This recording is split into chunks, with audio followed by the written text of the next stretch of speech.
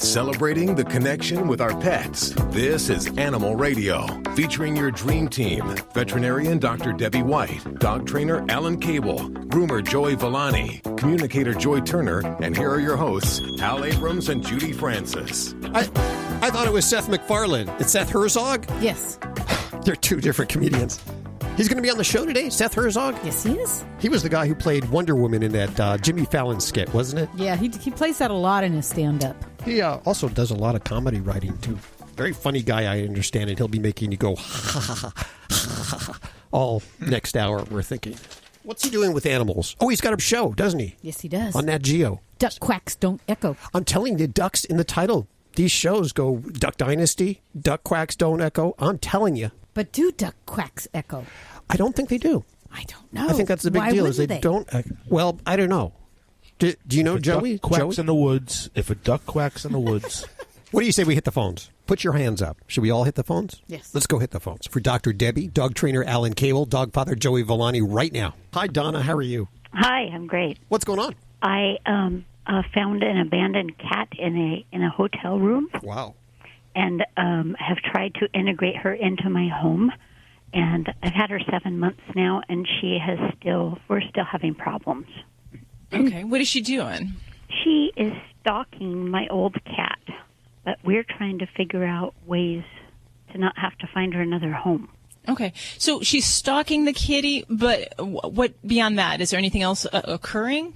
Well, she also attacked me one day, and I've never been afraid of a cat, and I became afraid. Alrighty, so you're right. I mean, stalking is a completely normal feline behavior, as well as pouncing, scratching, biting. All of those things are normal behaviors.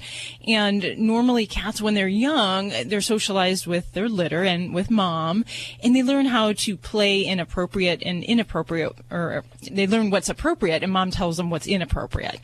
They also learn bite inhibition, which is where, they learn from biting their fellow kittens, when they get to that ouch point. Hey, the other kitty goes, hey, that's enough. And that teaches them when to let go and when a little bit of play bite is okay. So I don't know what your kitty's background is, and I presume, being an outdoor kitty, we'd have to just guess that maybe we didn't have some of that socialization and that early experience that really kind of helps mold and make a kitty more adaptable to both human contact and fellow cat contact. So some of that is challenging, and I don't know if your kitty is, part what we'd call feral.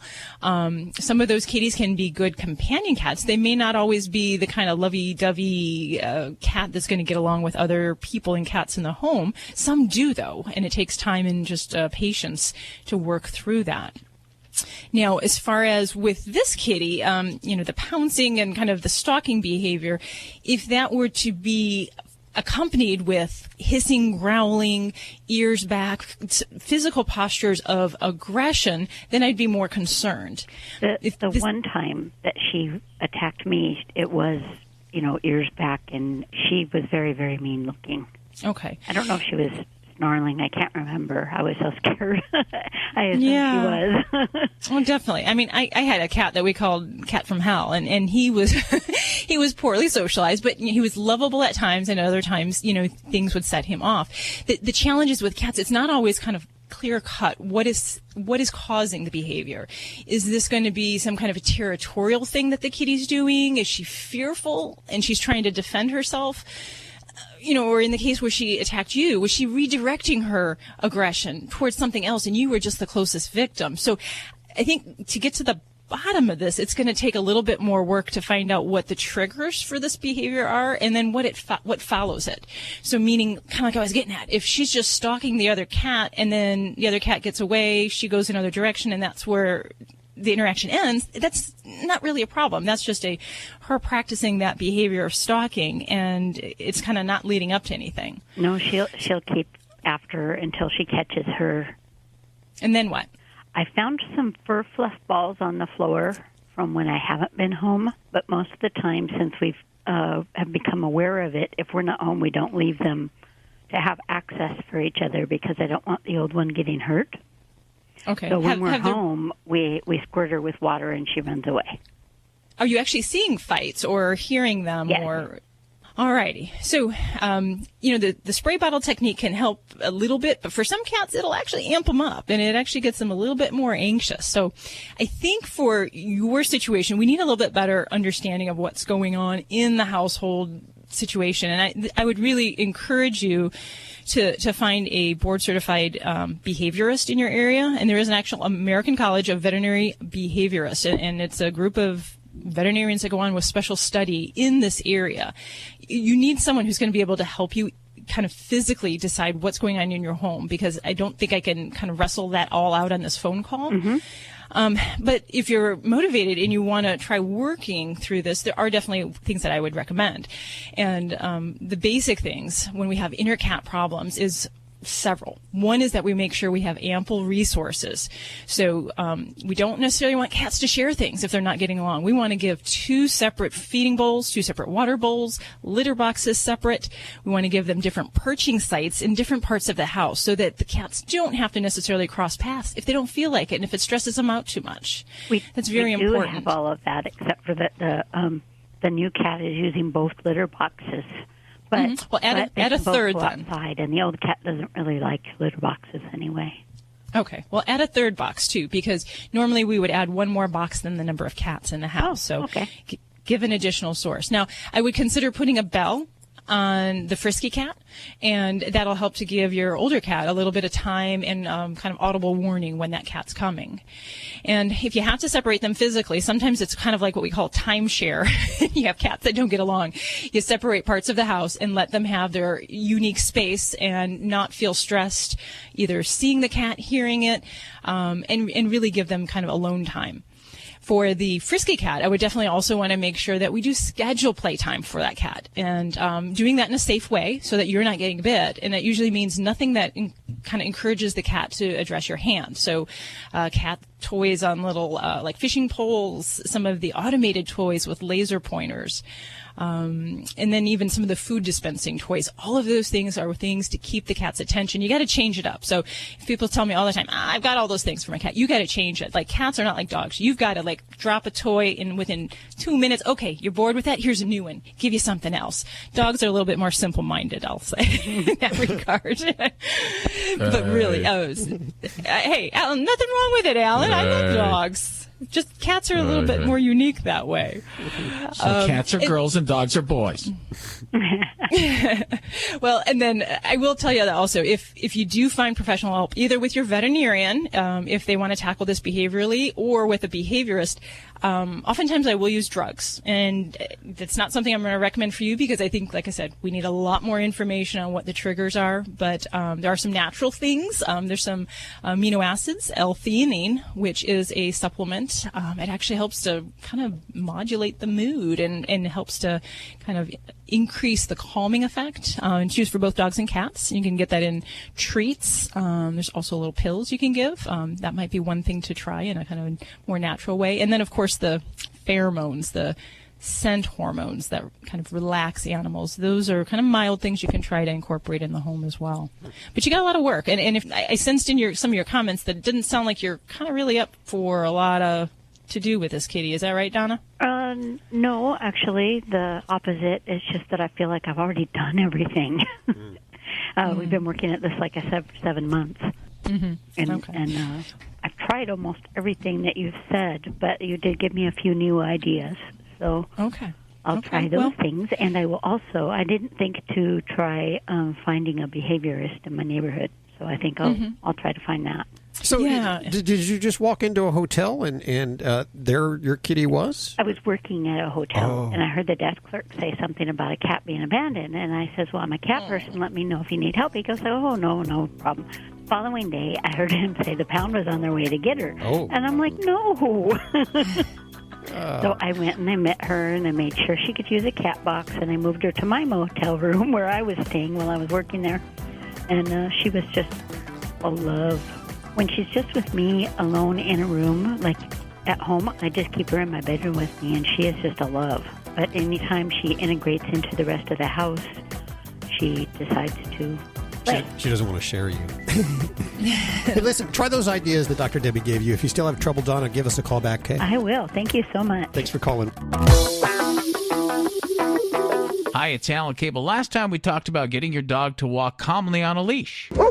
Let's do a review. You're going to be walking to the four corners of a square, and you're going to have the leash attached to your chest, both hands firmly holding onto it, like the leash is attached to your entire body and your hands are glued to your chest. Now you're going to stand at the corner of your square facing the next corner that you're going to walk to, about 60 yards away. Just stand there for about a minute, and then just start walking. Your dog is going to get a major correction. Oh yeah, I forgot to mention this, and this is very important. No talking at all while you're doing this. So you're going to be walking really fast, and your dog's going to be getting corrections as you walk. You're going to pay no attention to your dog. When you get to the second corner of the square, you're going to face the third corner and just stand there for another 60 seconds. Then take off. You're going to do this for about 20 minutes, but you're going to notice after 10, your dog is pretty much starting to pay attention to where you are. And that's because he realizes when you take off, he gets a correction. So he wants to pay attention to you and what you're doing. Now you're going to do this every other day for 20 minutes for about 2 weeks. Sometime during that 2 weeks, you're going to notice your dog doesn't get a correction anymore because when you start moving, he's right by your side, probably watching you. When this happens, it's time to go to a 6-foot leash, and you'll do the same thing for another week or two. Okay, so now that you've got the 6-foot leash, you're going to start using the heel command when you start walking, and then you're going to stop and use the sit command. So your dog becomes accustomed to sitting whenever you stop. You're going to do this for about a week. Now you're ready to start introducing distractions like other dogs and trees. For instance, while your dog is healing, you start walking towards another dog, a distraction. When your dog starts to get excited, you let the slack in the leash go, turn the opposite direction, and walk very quickly away so that he gets a correction. Then you repeat the exercise. Use all kinds of distractions that you know your dog gets excited by. Walk with your dog at heel so that a tree comes between you and your dog and the leash gets wrapped around it. He'll get a correction and learn to move to the left closer to you when there's a tree. Get more tips at animalradio.com.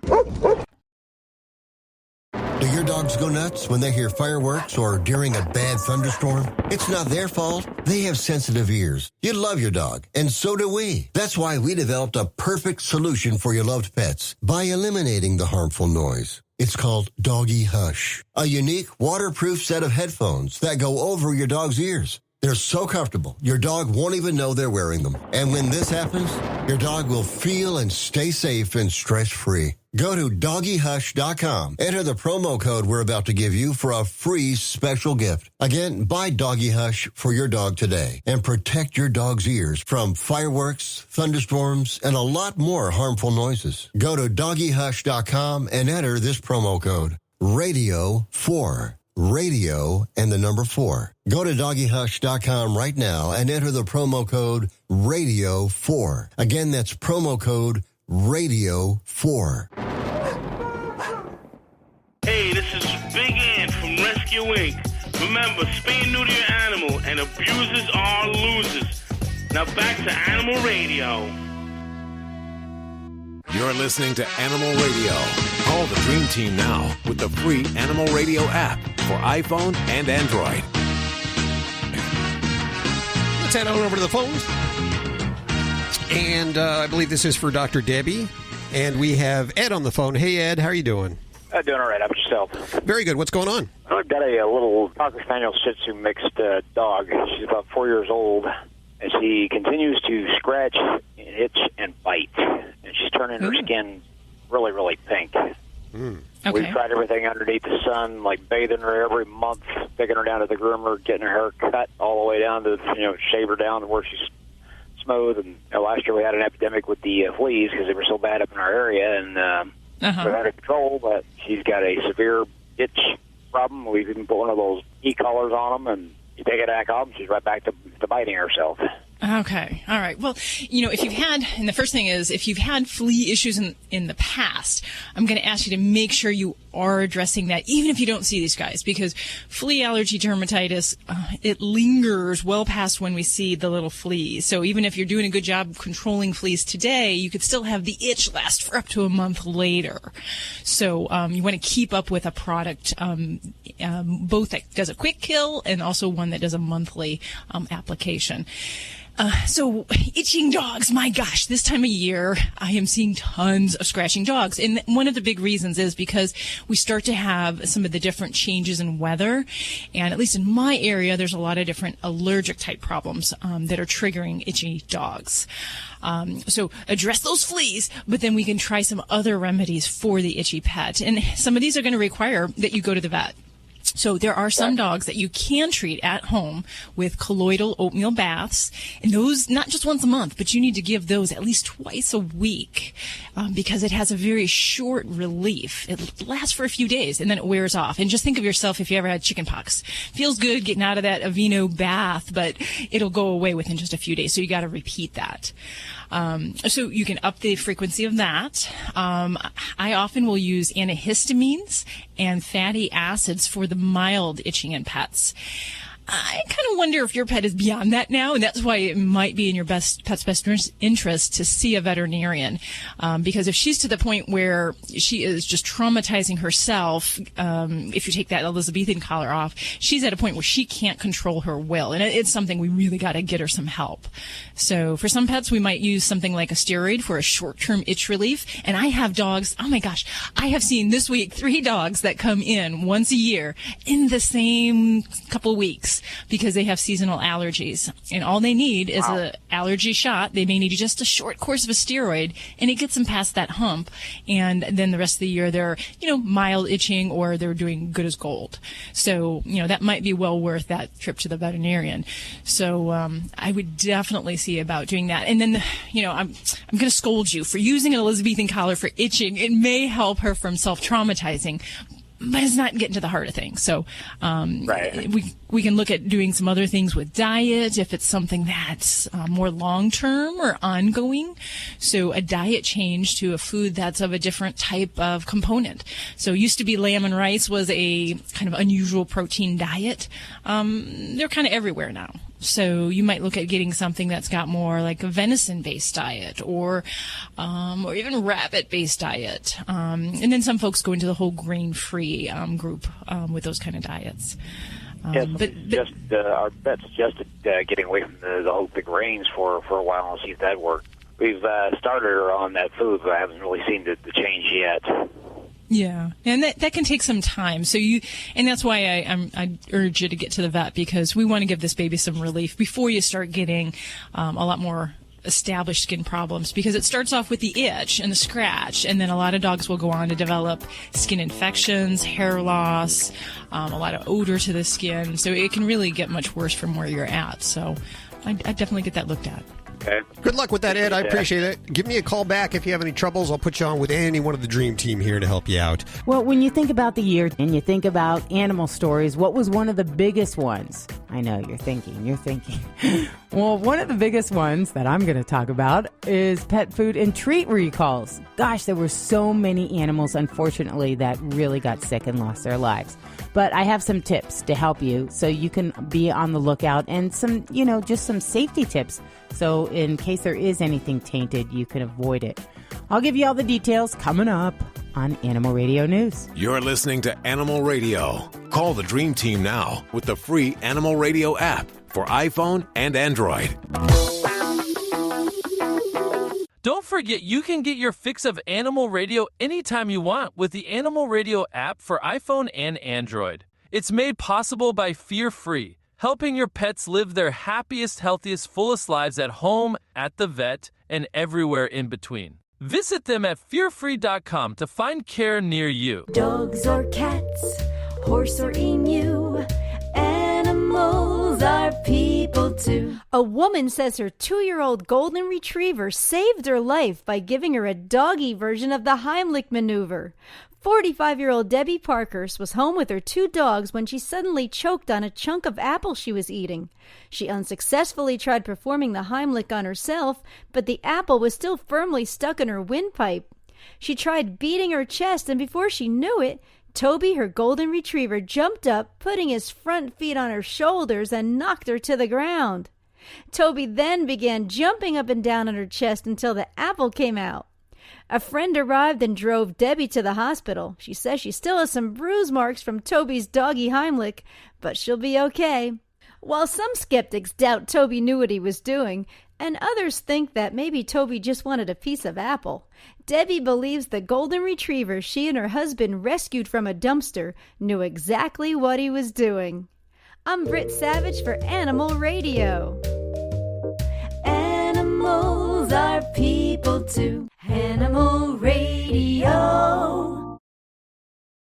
If you're between the ages of 55 and 63, disabled and unable to work, you may be eligible for disability benefits from Social Security. The average is about $1,300 a month. It's a benefit you are entitled to from working. Use it to pay your normal living expenses. This free call only takes 10 minutes, and it could provide you the necessary financial relief you need. Plus, our services cost you nothing until you receive your benefit check. Save yourself time and aggravation. We know how to get the job done for you as quickly as possible. So if you are physically or mentally disabled and can't return to work, and you're between the ages of 55 and 63, learn if you qualify for your $1,300 a month check. Make this free call right now to the Social Security Disability Helpline. 800-380-4429. 800-380-4429. 800-380-4429. That's 800-380-4429. This is an Animal Radio News Update.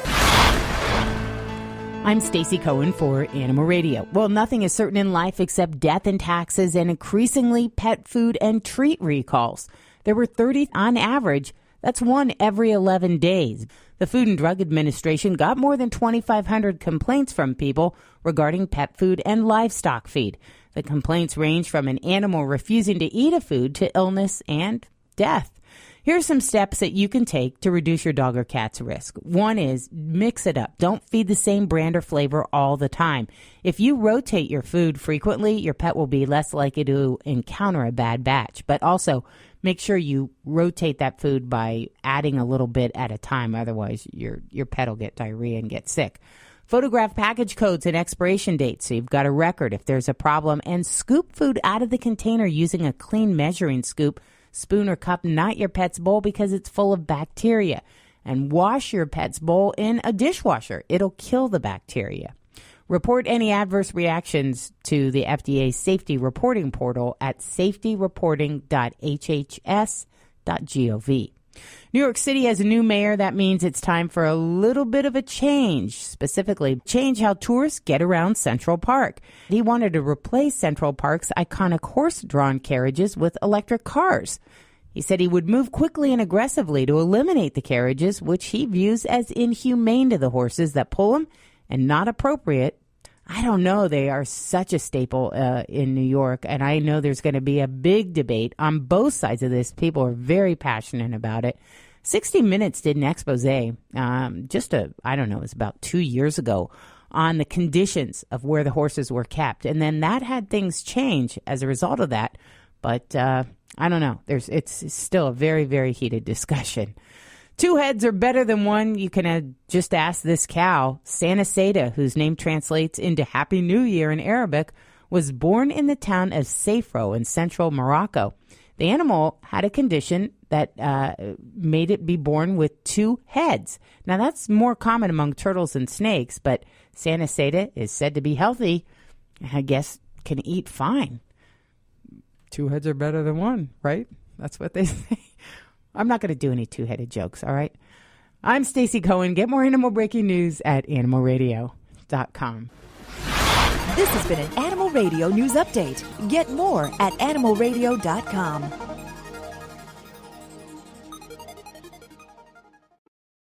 This is Animal Radio, baby.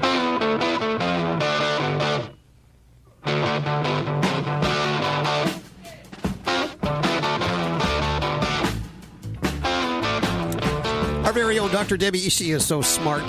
Check out her books, Yorkshire Terrier, Shih Tzus, Pugs, Mini Schnauzers, How to Be Your Dog's Best Friends. Links over at the website at animalradio.com. Let's head on over now to Paula Scott. She's the marketing coordinator for Service Dog Resources and Pet Partners. Hi, Paula. How are you doing? Hi there. How are you? I'm fine. I am so... You have a great job. I mean, if I wasn't doing this, I would be doing what you're doing right now. You're certifying therapy animals. You're bringing them to the nursing homes or wherever they may be of help. And cats, I see, are very therapeutic. And every morning, I start my morning with a little purr. Purr fest. I purr a purr fest with my cats, and In stereo. I'm so calm throughout the day, so I can see how great it can be for those that need it. Tell us a little bit about what you do. My job here is to update the website and provide information to people regarding service animals. There's a difference between service animals and therapy animals. What is that difference? The difference is a therapy animal, according to our definition, is one that helps other people, provides comfort and joy to other people. So we register teams, people and their pets, to make voluntary visits to hospitals and nursing homes and schools and things like that. That's what a therapy animal is. A service animal, on the other hand, is a dog that is specially trained to provide a benefit, provide a work or task to a person with a disability who owns the animal. So the service dog would probably or most likely be with that person all the time, 24/7, where a therapy animal might just come in for a visit. Correct. You got it. How do you certify an animal? Let's say I have a cat, and I just think this cat would be great at the local nursing home. How do I get it certified? The best thing to do with cats, because they're a little bit, most cats are not quite as social as dogs. So if you want to prepare your cat to visit people, they need to be comfortable going out into public places. So you can't take them into stores, a lot of public places, but there are some places where they can go, like pet stores and parks and things like that. Pet food stores a lot of times let cats in. To get them accustomed to being around other people and being pet and held and passed around and things like that. It's best to start when they're kittens. But there are some cats, like my own, I must say, that just are naturally comfortable with other people. And if they have those kinds of characteristics, then that's the first step, is to make sure that they have characteristics. And on our website, we do have a lot of information for what to look for in a pet that would make a good therapy animal. How many cats would you say you have? I'm having a hard time with this. I mean, I love my cats. I have cats. But do you have a lot of cats that do this? Unfortunately, we don't. And that's mainly because of the difference in the personality. We have about 11,000 therapy animal teams across the country. Most of those are dogs. The greatest majority are dogs, but we have around 200 cats, I believe. Now, what else do you have there? I understand you might have some unusual therapy animals. We are. I was just about to say we also have horses. Miniature horses are quite popular nowadays. We have guinea pigs and rabbits and pot-bellied pigs, and we even have a couple of rats in our program, domesticated rats. Therapy rats. I can use one of those. Yeah. Absolutely. Well, let me give out the website. It's petpartners.org. And for those of you that have been in the animal industry a while, you may know these people as formerly the Delta Society, a 501c3. petpartners.org is the website. We put links to everything you've heard on today's show over at animalradio.com. Paula, thanks so much for hanging with us. You're quite welcome. And to read more about, if you would like to read some stories about some of our teams, we have many, many stories on our Facebook page, too, which is facebook.com/pets for health. And we'll put a link from animalradio.com. Thanks, Paula. Great. Thank you. Take care of yourself. Hey, let's head back to the phones. Talk about your dog or cat or iguana or fish or horse or bird, whatever you got. Dr. Debbie's here. She'll answer your vet medical questions. Dog trainer Alan Cable and dog father Joey Villani. That lady gave me a great idea for a radio bit for your show, for this show, for our show. Oh, really? Yes. For our show. See, Dr. Debbie, he said our show. Our show. Well, not at first. He said your show at first. If you listen closely. What's wrong, Alan? Don't you feel part of the group today? Well, no, it's not that, Dr. Debbie. I just feel, respect should be given where respect is due. And, Hal gets very little respect, but I respect him as my leader. I mean, I know you ladies have no respect for him, but I respect him as my leader. I was waiting for that. That's what was coming. You're saying that I am disrespectful of Hal. So therefore you're going to women be an do. ass kisser, and you're going to try to over the top it. Isn't it cool what women do? You don't say anything, but then, so what you're saying is, you're saying I'm ugly, right? But all I did was sit in my chair and say, hey, let's not go out tonight. I'm really tired. Oh, you're saying I'm ugly. You're saying you don't want to be seen with me. That's what you're saying. Oh, Alan, you are so wonderful. Can I just tell you what a great Debbie, trainer you are and a great human being you are? I am just inspired to be in your presence. You know what? He's a good trainer. He actually smells good, too. Not a lot of people know this over the radio. His skin is soft. I'm not feeling it. Dr. Debbie says the words, but the real feelings, the true feelings are not there. I don't see her heart. I hear words, I hear emptiness. I don't see heart. Hey, but I got a great idea for you, Dr. Debbie. And it could work on the show. It could work in your little vet clinic there, and I think you'd have fun doing it. I think it would lighten things up for you. Every day, you should play a game called Will It Lick Me? Oh, come on. Any animal in this hospital will lick me. There you go. We have a green iguana here. It will lick you. Yeah, see, but when the patients come in, they'll get very... I'm not talking about the animals. I'm talking about the husbands. Will it lick me? Let's head back to the phones. Stacy, got news coming around the corner. What do you got? Well, what could be worse than you think you're carrying around your little loved pet in an urn. It died, so you're carrying it around in an urn. And then you find out that may not be your pet that you're carrying around, that your pet's been shoved into some shallow grave, and you're carrying around something else. That's devastating, isn't it? Well, that's what happened in Morgan County, Tennessee. I'll give you the details coming up on Animal Radio News. It's time for your Sweet Scoop Minute with Doc Halligan. You certainly don't have to be wealthy to keep your cat healthy. Here are my top 10 ways to save money on your vet bills. Feed your cats high-quality pet food and don't give table scraps. Do a once-over on all of your pets at least once a week. Make sure all your pets are spayed and neutered.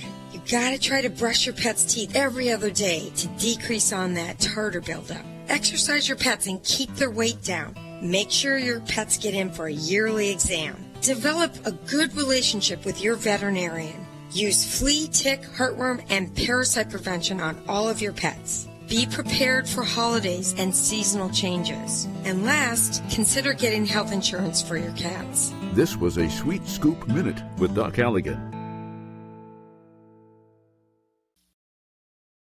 I would love to go on vacation, but I don't want to leave our Charlie behind. I agree. I heard that the magazine Fido Friendly lists places where you can stay with your pet. They also offer reviews so you have an idea about pet policy to include any restrictions, fees, and what pet amenities to expect. That's, dare I say, awesome. What are we waiting for? I'm way ahead of you. I just logged on to FidoFriendly.com and found a 4-star resort. Hilton Santa Fe Resort and Spa at Buffalo Thunder in New Mexico. Charlie agrees. When do we leave? As soon as you can pack your bags. It's off to adventure with Charlie, thanks to Fido Friendly Magazine. To find your next family adventure that includes your furry family friend, log on to FidoFriendly.com. You're listening to Animal Radio. Here's Hal and Judy.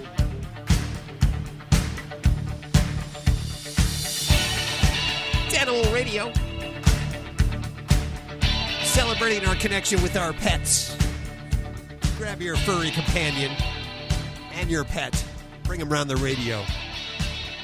Is this the same guy? Oh, cool. Yes, it is. Well, we were just talking about you, Terry. How are you doing? Pretty good.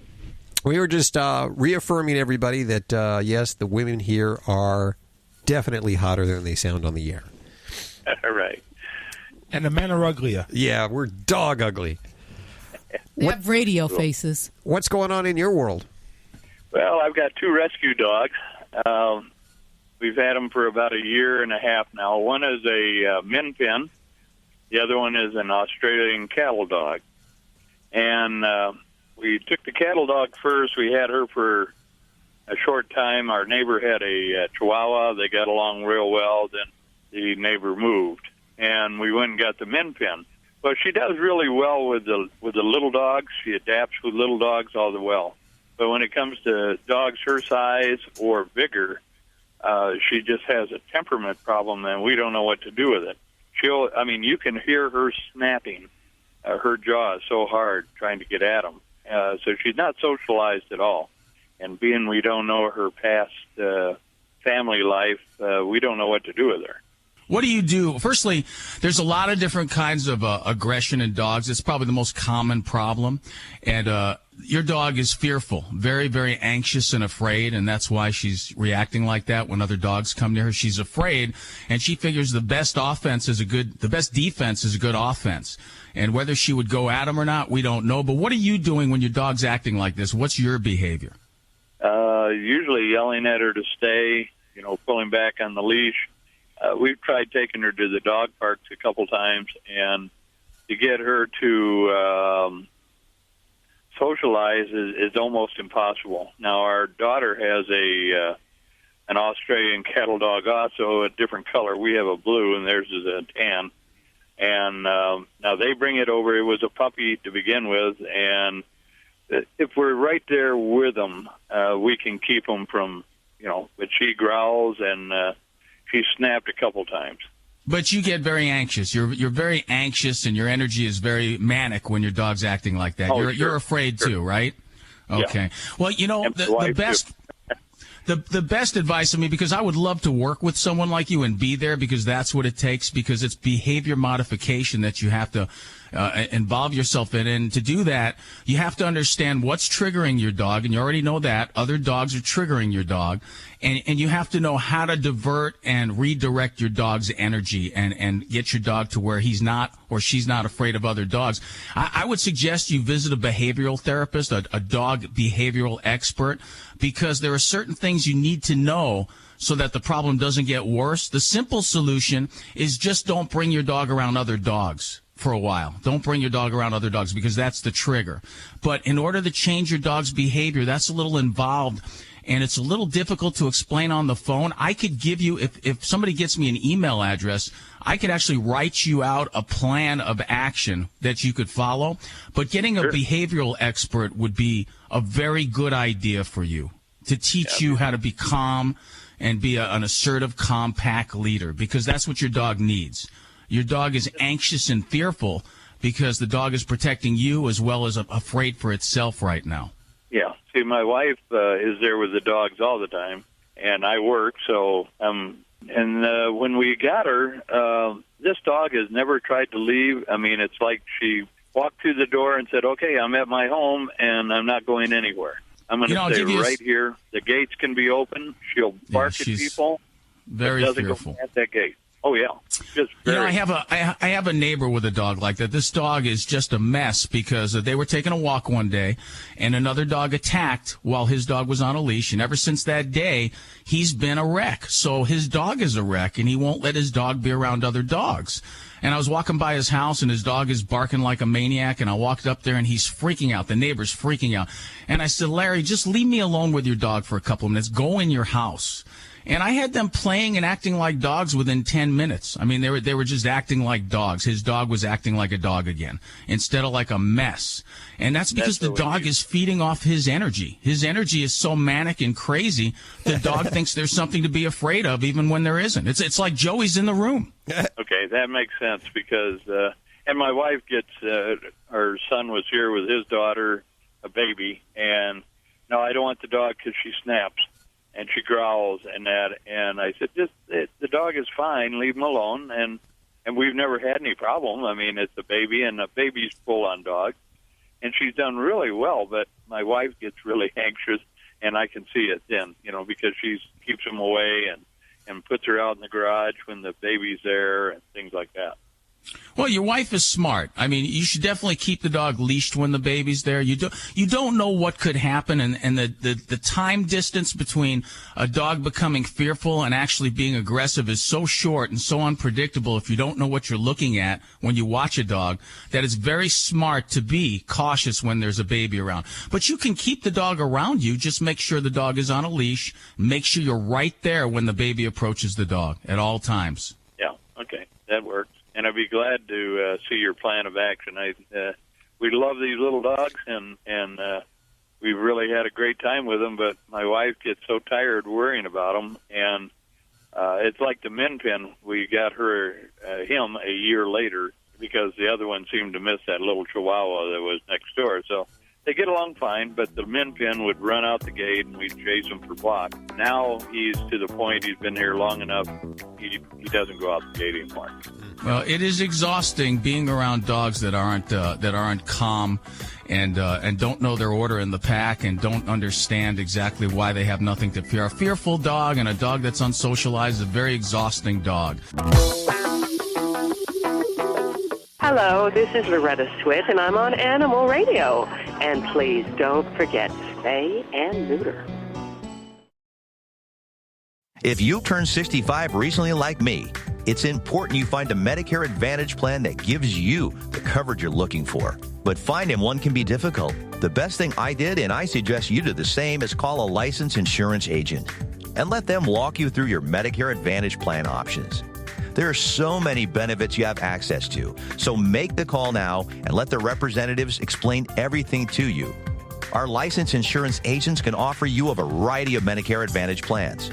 Plus, the call is free, the information is free, and there's no obligation to enroll. We're here to make it easy for you to select a Medicare Advantage plan that may work for your needs.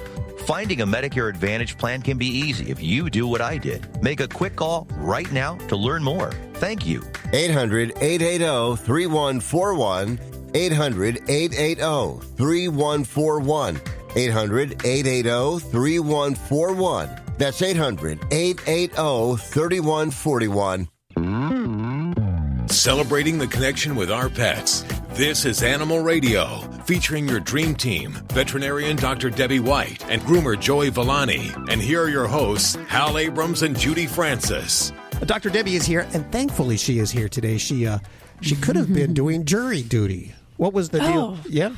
Yeah, I got out of it, not in the sense that I begged and pleaded, but yeah, in Nevada, you have to respond to it. They don't let you say, "Oh, I'm a small practitioner, got a busy office." That doesn't matter. They need you to report, and well, I would think you have all those animals that need your help. Emergencies. I was going to tell him. I was actually going to tell him, are you going to be responsible if somebody's dog dies because I'm not there? And see what they said. But thankfully, I didn't have to go there. Well, I don't seem to have that problem. They never call on me. They called on me once, and then they said, "Never mind, we'll never need you again." Yeah, I think they took you off the list. So, now. is there a chance you'll go back or be called back, or are you done? No, they count that as long as I responded and did what I had to do. They didn't need me. I'm free until the next time. And I think the last time I was called was about 4 or 5 years ago. Wow. Same thing happened. I got off, so I was like lucky. Oh, there you go. Well, she's here answering your questions today. Dr. Debbie, Joey Villani, and of course, Alan Cable. On the show today, Seth Herzog, comedian Seth Herzog. If you're into the ha-ha thing, you probably know him. He's done a lot of TV. Some people aren't into the ha-ha thing. We're into the ha-ha thing. No, some people like to be miserable at all times. Yeah, I know a few of those people, and I will introduce them to you. I swear to God. So, no. Alan will fix them. He'll get them laughing. Hal's married to one. Stacey. Okay. Naughty. Now you've gone too far. Now you've crossed the line. Yes, you have. What line? Where's the line? Alan, you made a big mistake. You don't want to get on her wrong side. No. Yeah, I'd be looking behind you. But he siphoned the ha-ha right out of you. Let me tell you a little story about a guy named Vladi the Russian dog wizard. One day he went to the bathroom, and Judy just had gotten these brand new cherry bombs, and she'd seen them thrown down the toilet. You're not going to do that here. She said, it's not our place. It's a station. If something happens to the toilet. She put it down the toilet. Vlade went in there. Suddenly, Alan Cable is now answering your dog training questions here on Animal Radio. Hey, let's hit the phones right now and talk to you. Let's go to Alicia. Hi, Alicia. Where are you calling from? I'm calling from Morgantown, Pennsylvania. Well, welcome. What's going on with your animals? Thank you. Well, I have a 16-year-old domestic short-haired cat who's recently been diagnosed with inflammatory bowel disease. Okay. He had an ultrasound, which that's how they got the diagnosis. He started vomiting, and we changed foods, thinking it was hairballs. So at least we have the diagnosis. He's on a transdermal prednisone that I put in his ear. We alternate ears, and also Pepsid AC. And I know he's supposed to be on a gluten-free food, which I'm having trouble finding any gluten-free wet food that he can eat. Is there such thing? Well, certainly. We'll get to that. And then, so he's not eating that. And how is he doing with symptoms? What kind of symptoms is he currently having?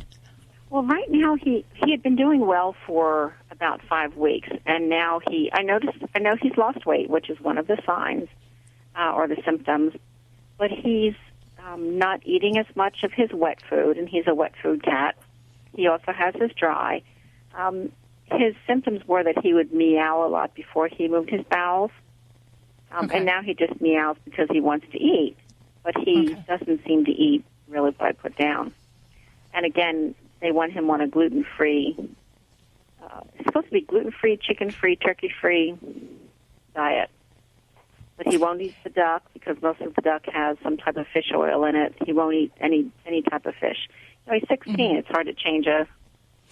Oh, yeah. It's hard to change a old dog's trick and an old cat's diet, definitely. Okay, so inflammatory bowel disease in kitties, very common, and also it's kind of what I call a nebulous diagnosis. It's suspected in a lot of cases, but it's hard to prove, and truly the only way we can prove it is actually through a biopsy. So we can suspect it by ruling out some other things, doing lab work, x-rays and ultrasounds, such as, what your kitty had done.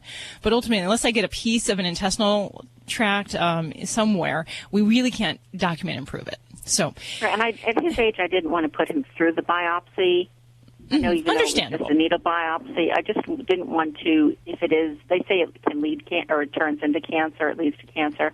I didn't want to really open anything up. True. And in cats with inflammatory bowel disease, it is a debilitating inflammatory condition. And there are definitely cats that will go on where the condition can progress into lymphoma, which also affects the digestive tract in a similar way. And most of these kitties will have weight loss. They'll have vomiting. They may have diarrhea. Although I have had some cats that really, the only symptom we have is they just kind of gradually lose weight. Everything else seems perfectly normal. So they don't have to have each and every one of those symptoms. So ultimately, treatment-wise, if we can get a dietary management, that's going to be one of the best things we can try. And there is no single one best diet that is recommended for cats with inflammatory bowel disease. There's lots of different approaches, and it kind of depends on how a kitty responds to one approach before I switch to another, or maybe try the third or the fourth. And there's basically what we'd call a high digestibility diet, and those would be ones where you're going to try to, avoid things like some of the wheats. We're going to ask for low bulk. We're going to ask for a moderate fat and protein levels. So those are usually best prescribed by your veterinarian, and they're going to include prescription diets, so they're going to be a bit more expensive. Right, the DD, are you familiar with the DD? Now, DD is a little bit kind of more into the hypoallergenic diet. Okay, so they tried that. He wouldn't eat it because it's duck and it has fish oil in it, so it smells like fish. Well, and there's a lot of other foods out there. So we're either looking at going with high digestible diets, or going with hypoallergenic, or what we call novel protein diets. We might try a hydrolyzed diet. Hydrolyzed is another way we go at food allergy symptoms. And for some kitties, we have to kind of, like I said, switch it up, because if a cat won't eat, say, a duck-based diet, doesn't mean that all hypoallergenic diets aren't going to work. It just means we need to try something different.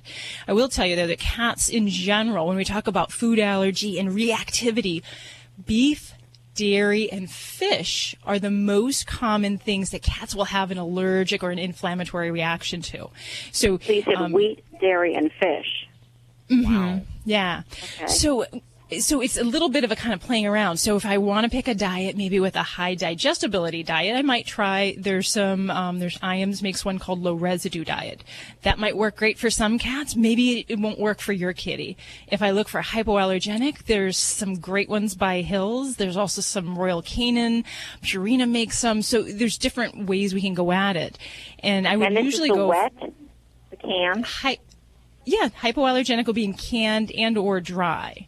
Okay. But those are going to be using things that are novel proteins, things that your kitty hasn't been exposed to before, and generally kind of addressing the whole, avoiding glutens, food colorings, preservatives, things of that nature.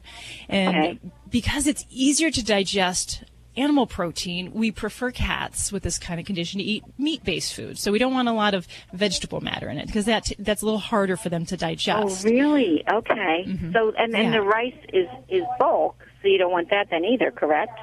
Well, generally we'll look for one single carbohydrate in there. So the more carbohydrates within the diet, it's going to be a little more challenging for her to digest that. So just really one, whether it be rice or what have you in there. Now, he does eat the Royal Canin high or intense hairball formula because that's what I thought the original problem was. Yeah. Now, I will tell you, so diet is definitely important, but one thing I disagree with is I do not think that transdermal prednisone works at all for cats. I have not seen any studies that show it works, blood levels of it, just not shown to be efficacious. So for me, I would much rather get prednisone in some other oral form, either in a pill or get it compounded into a tasty liquid. Cats love things like marshmallow-flavored medications, so that can be something to try. Because we tried the pill, and we also tried a compound from the pharmacy that they made it into a chicken, but he just got that foamy, when I put it in his mouth with a syringe, he just got this foamy, terrible saliva thing. But I'll look into a marshmallow flavor. Yeah, something like that. And if I can't get prednisone down a cat, or they don't tolerate it because I'm worried about maybe it's going to affect their blood sugar level, or we're worried about other, we have a diabetic cat, I'll look at budesonide, and that's another type of a steroid that has a little bit less side effects. And it's also given kind of the same route. But for some kitties with IBD or lymphoma, that might be a direction to go with. And then the other... And the other thing that I do look at for any cat with a chronic digestive IBD type problem is vitamin B12. And even if your veterinarian does or does not test for that readily, it's something pretty easily to run some blood levels on. And as a person who has a B12 deficiency, I can tell you it makes a huge difference in the quality of life and in restoring some of the signs of cats with malabsorptive intestine problems. Okay, so I have sublingual B12 at home now. What reads the dosage that you recommend for him? Well, in cats, we don't really use the sublingual because it's hard to keep a sublingual in their mouth. But in the injectable form is really what we use in cats. And usually 250 micrograms subcutaneously a week. And this is something that, if you have an easygoing kitty, I have had cat owners, I've instructed them how to give this. And we start off giving it weekly, and then we taper down with time. But I've had a lot of kitties that just don't respond when we treat IBD. And it can often be because we're really not addressing some of the underlying nutritional problems that are long-term effects of this condition. So it really makes a difference for many cats. That's a great suggestion. Okay, so talk to the doctor about the B12, look into changing the steroid, and go to a novel protein hydrolyzed diet, eliminate the wheat, dairy, and fish, and look for low residue. You got it, man. And if you're getting that Pepsid in, now is that in a tablet form you're giving or in a liquid? No, it's tablet. I've crushed. I have a pill cutter, and I cut it into quarters, and I can just put his head back, open his mouth, drop it in, and he swallows it. And even for some kitties, I found there are pharmacies that make something called tiny tabs. So for something like the prednisone, they're pretty small normally, but if you need to get it in something smaller, that's something that, a little bit of dietary cheating and something like a pill pocket, if that gets it down, I love it. It makes it so much easier for cats. Sure. Okay. All right. Well, you give me such great suggestions. I really appreciate your time. Okay. Thanks so much for your call. This is Dr. Debbie. I'm your vet friend, and I'm looking out for your pet friend. This is Animal Radio, baby. Life can be full of risks. One thing you shouldn't take a risk with ever is your family's health insurance. If you're self-employed or you now need affordable health insurance, you need to make this free call right now and see how the Health Insurance Helpline can help you get it. 800-410-5914. 800-410-5914. 800-410-5914. That's 800-410-5914. This is Animal Radio. Hey, Ed, how are you doing? I'm doing all right. How about yourself? Very good. What's going on? I've got a little Cocker Spaniel Shih Tzu mixed dog. She's about 4 years old. She also has an attitude problem. She hasn't really been totally trained real well because of our the job that we have. We got her as a pup. They put her on the 18-wheeler with us, and then unfortunately the company changed policies, and so she had to be left at home with our daughter and son-in-law. And she has this attitude problem where you go outside, certain dogs, she thinks she's aggressive and has got to go for that, but other dogs she's fine with. And she gets aggressive with just certain dogs, big dogs? Yeah, it seems like the bigger dogs she she just starts getting all hyper and excited. And, I've got her outside. We're walking with the leash, and all of a sudden, bigger dogs come along. When you walk your dog. Hey, again, my new expression. It all starts with you. When you walk your dog, is your dog in front of you, on your side, behind you? Where is your dog? We got one of those retractable leashes, so I just kind of just let her. She's in front, right? Yeah. All right. So if your dog is in front of you, who do you think's in charge? She would be. That's right. So the first thing, to realize when you are a dog owner and when you're walking a dog walk, there's nothing more important than a dog walk. There's nothing more rewarding than a dog walk between you and your dog. And when you walk your dog, the important thing is to make your dog earn freedom. Okay? So if you're going to let your dog walk in front of you, it has to be with your permission. Or if you're going to let your dog off a leash, it has to be with your permission. It has to be earned.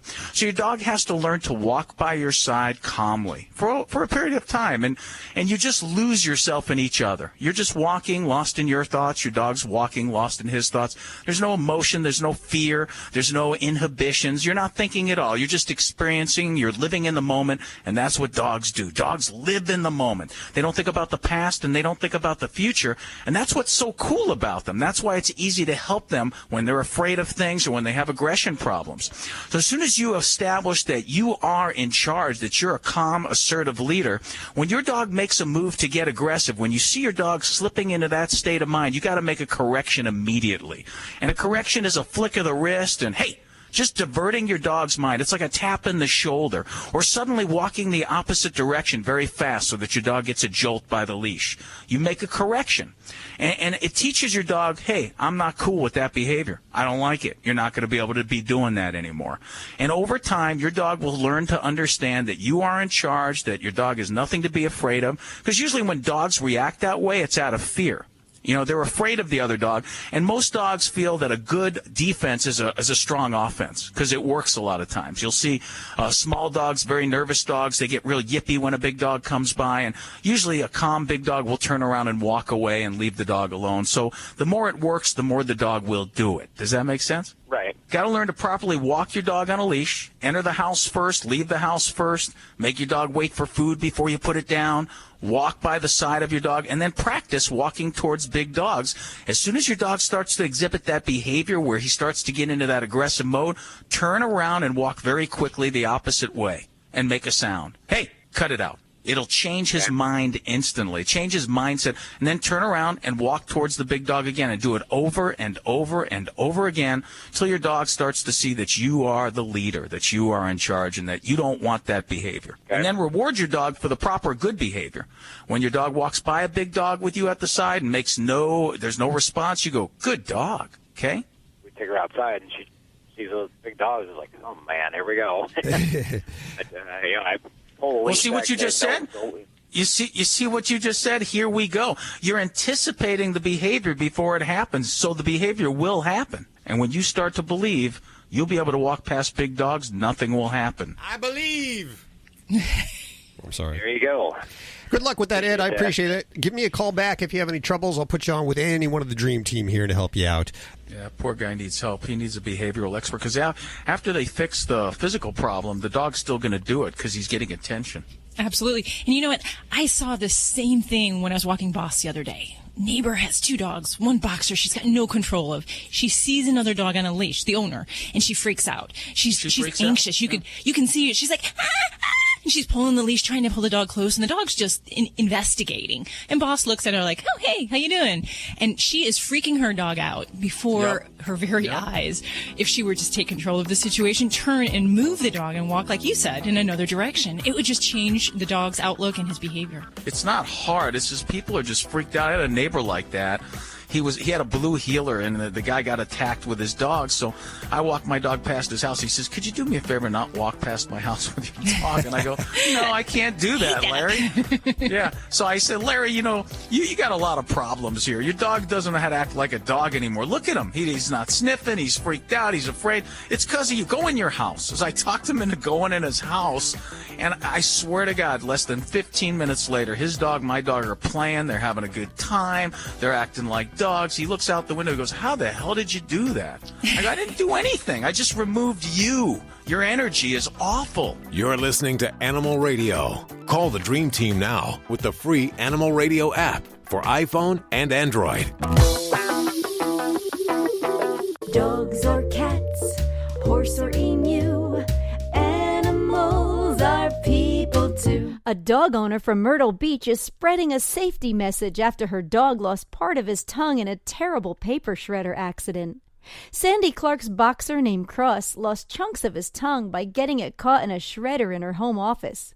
Clark said it was a terrible experience. Cross was screaming with his tongue still caught in the machine for 10 to 15 minutes until they were able to put the shredder in reverse.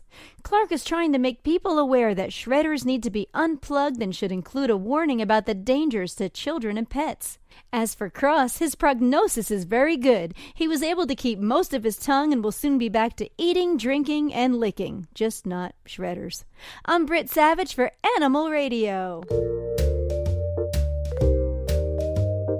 Animals are people too. Animal Radio. Hi, this is Carrie Annie Naba from Dance with the Stars. Don't forget to spay and neuter your animals, and you're listening to Animal Radio.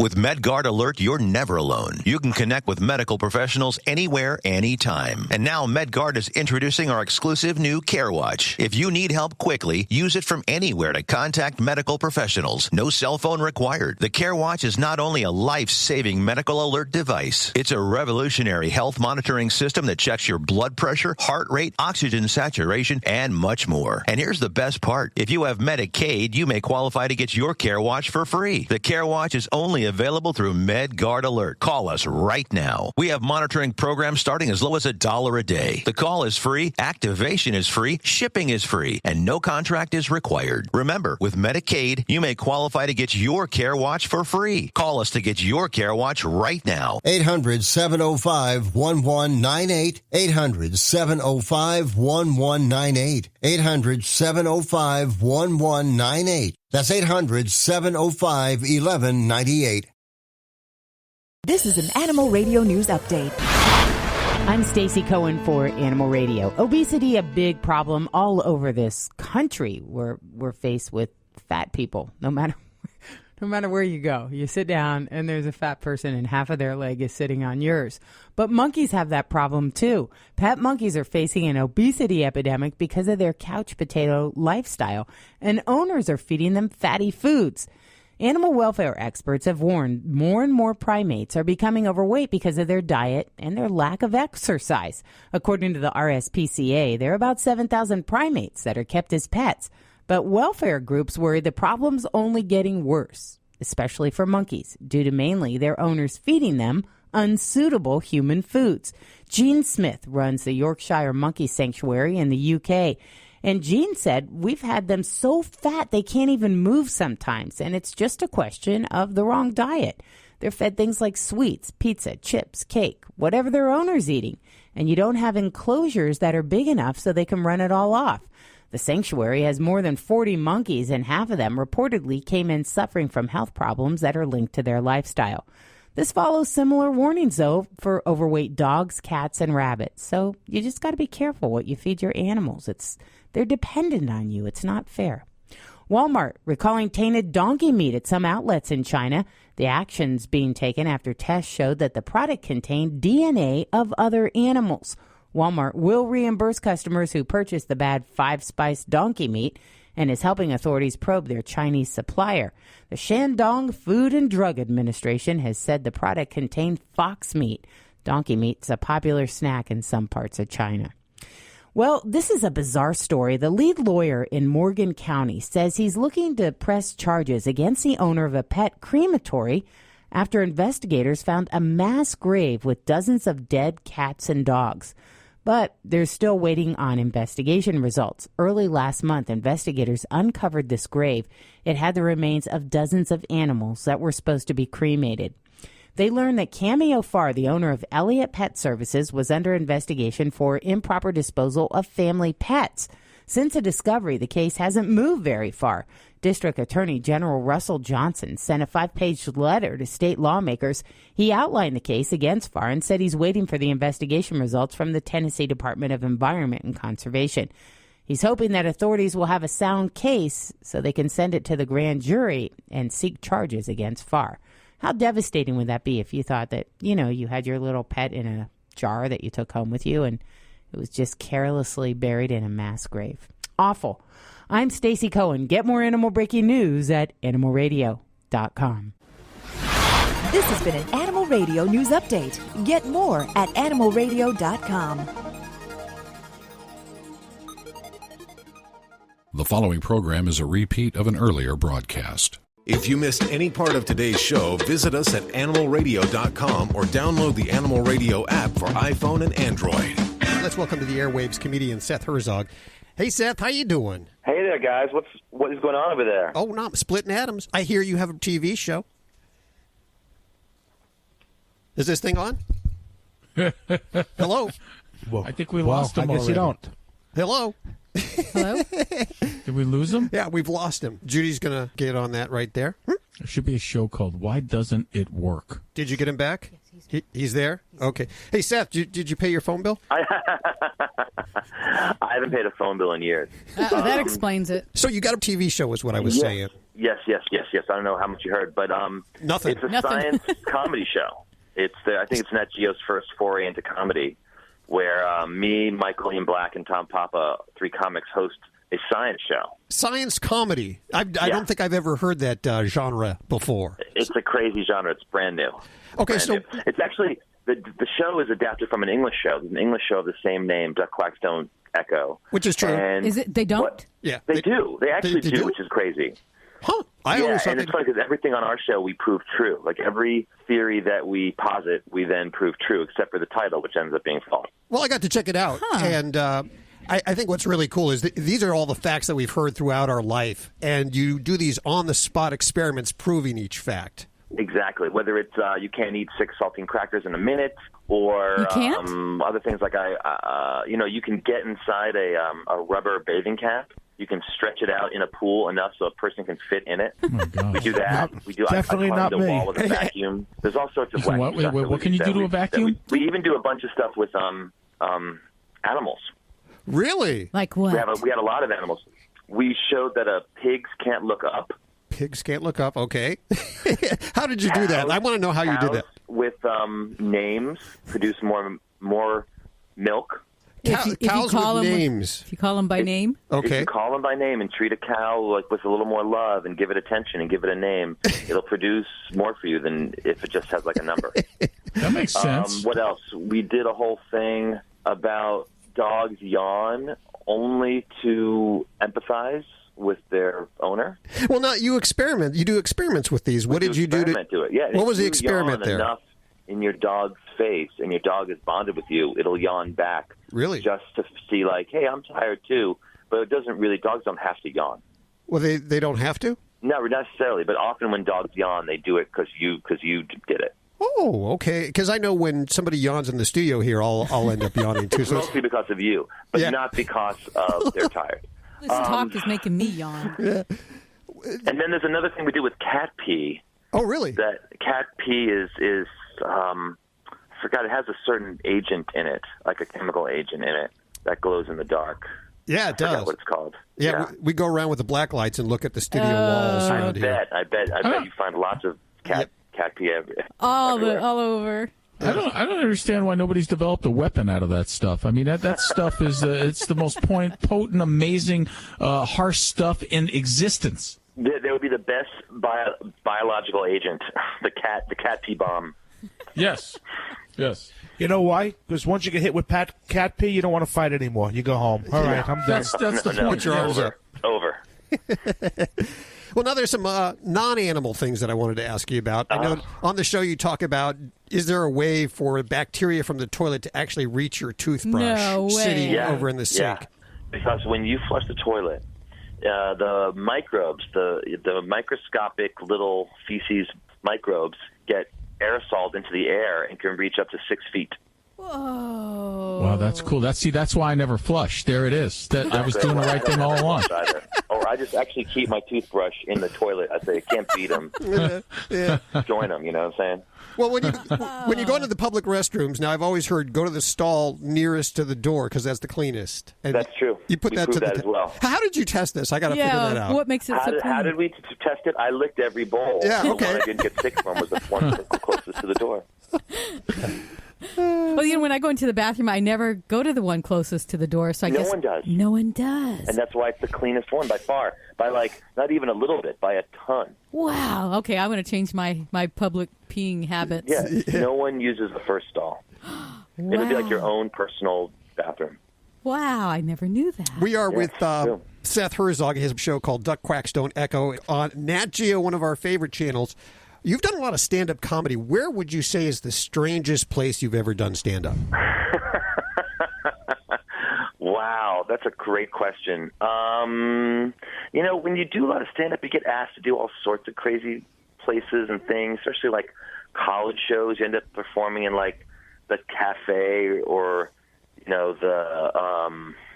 like the student center. But actually, now that I think about it, I'm trying to think the craziest place was... It was at a club in Manhattan that I was supposed to be hosting a fashion show and doing jokes. And it was like a hip-hop night. And they had no mics. So you had to sort of scream. So they turned off the music as the best they would do, and everyone's just crowded, people just talking amongst themselves. So I'm yelling over this crowd who's there for hip-hop night, no interest in what we're doing at all. And I have to yell over them for however long, and no one's even listening. That was one of the hardest. How about any benefits for the animals? I've done a bunch of those. I've done a lot. I did a doggy benefit, sit down, stand up. That went really, really well. It didn't go badly. I mean, I did one benefit for animals where the audience was mostly animals. Oh, really? I'm like trying to perform for the cats and dogs. It was so silly. Was your first joke, did you put your nose in some dog's butt? Was that your first joke? Yeah, something like that. I just went and sniffed everyone's butt. That's my opening bit. Thanks so much for hanging with us. Thank you guys. It was an absolute blast. You're awesome. Take care. Okay. Take care. Bye now. There you go. Seth Herzog, comedian. You remember him? He was Wonder Woman. He did the Wonder Woman big routine. He was Wonder Woman. He did that big Wonder comedy. Woman? I Hard to always believe. wondered Yes. who she was. I never knew. Now, here's the thing. I asked him, where's the strangest and most interesting place that you've done stand-up? Now, if you're in radio, you know that we come with these little lists of what we're supposed to ask these celebrities, because actually Judy does pre-interviews of all of our guests, and she'll write down questions, things that we should ask and what the answers might be. And so the question was here, what is the strangest, most interesting place you've done stand-up? And he talks about doing a benefit for stray dogs at a rescue with no stage, no mic, and no amp. And I asked him about it, and he doesn't remember that. No. What's the deal? What? I don't know. Did he not read his own bio? Well, I go on the internet and pull stuff that's years old, so this is quite a few years. So maybe there's been more stranger places. Maybe that was Seth MacFarlane. You might, sometimes you got to remind people because, they do so much they forget what they've done. Yeah. If you're between the ages of 55 and 63, disabled and unable to work, you may be eligible for disability benefits from Social Security. The average is about $1,300 a month. It's a benefit you are entitled to from working. Use it to pay your normal living expenses. This free call only takes 10 minutes, and it could provide you the necessary financial relief you need. Plus, our services cost you nothing until you receive your benefit check. Save yourself time and aggravation. We know how to get the job done for you as quickly as possible. So if you are physically or mentally disabled and can't return to work, and you're between the ages of 55 and 63, learn if you qualify for your $1,300 a month check. Make this free call right now to the Social Security Disability Helpline. 800-380-4429. 800-380-4429. 800-380-4429. That's 800-380-4429. And let's take another one for world's greatest vet. That is, of course, our very own Dr. Debbie. And we have Tim, who I understand has 2 questions. Do we allow that? Do we allow 2 questions? I'm going to allow course. it. Yeah. Okay, we'll allow 2 questions. Hey, Tim, welcome to the show. Hey, thank you. I appreciate you taking 2 questions. First thing is, I've got he's supposed to be a miniature long-haired dachshund, but I don't think there's anything miniature about him. He weighs 15 pounds, so I think they sold me a lion as well as a dog. But anyway, when he drinks his water, he gets choked. I mean, he gags and sounds like he's going to throw up and just has a real rough time with it. So I was just wondering if there was anything that you knew could be causing that. Mm-hmm. And is it only when he's drinking water, or does he have problems with food? No problems with food at all.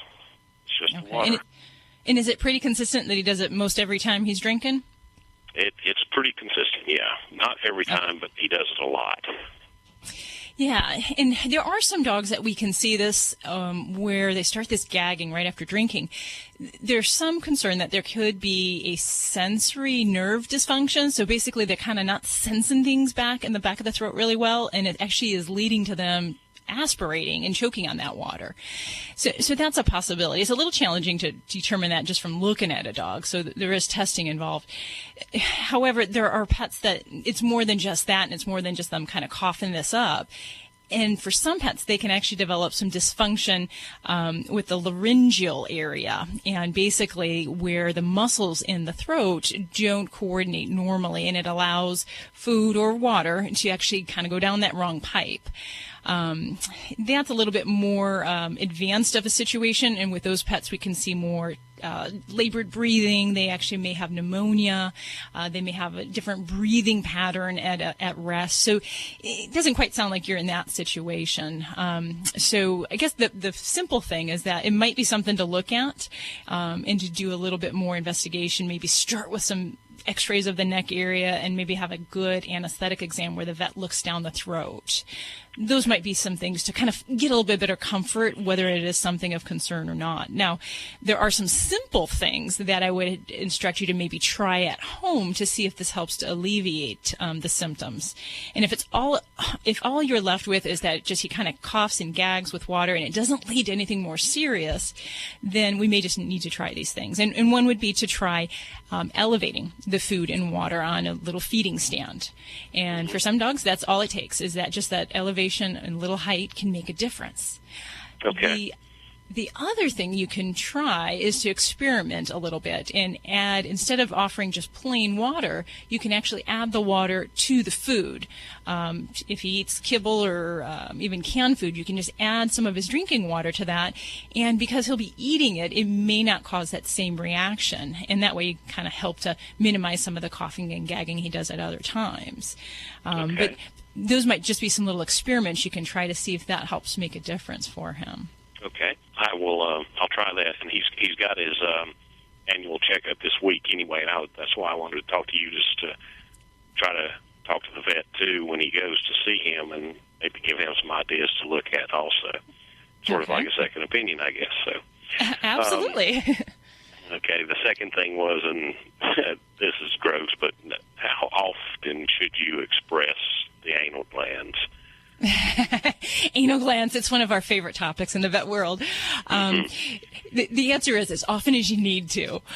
Does your guy have some problems where he's scooting his bottom, or he has leakage of those glands?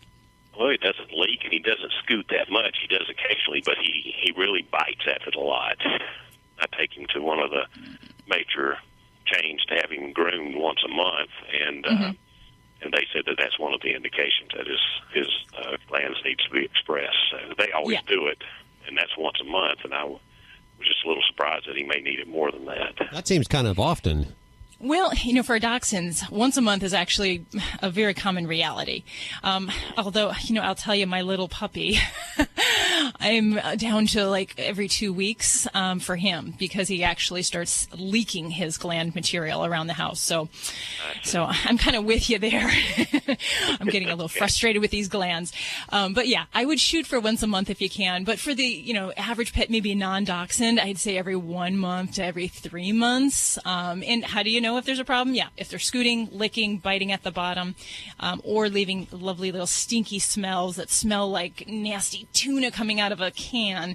To me, that's a symptom that we need to get those. What causes that? Because Ladybug doesn't deal with that, knock on wood. But why is it one dog has to have their anal glands expressed more than another dog. You know, there's a lot of theories out there. Some folks think that it's related to the fiber content in the diet, so they'll try to bulk up their stools to make them not have problems.